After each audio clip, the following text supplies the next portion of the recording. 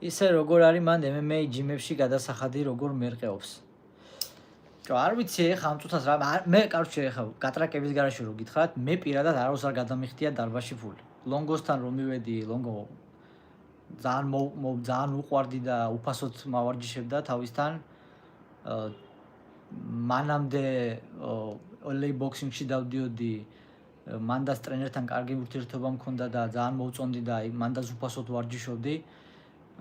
თენგოსთან უფასოდ ვარჯიშობ, რა თქმა უნდა, თენგო მე ახლა ფულს როგორ გამომართმევს პირიქით.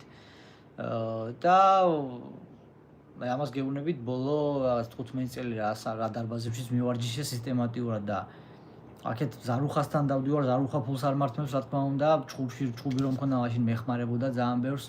აქეთ მიგელ დიაზია კიდე, მაგის დარბაზი, შავი კამარია ჯიუ-ჯიტსუში მარსელო გარსიასი, არც ეგ არავის ცხოვრებაში ფული არ გადამიხდია დარბაზში, ანუ მაგას ვიძახი რა. ხო და არ ვიცი რა ფასებია სიმართლე გითხრა, არ დავინტერესებულა არასდროს რა.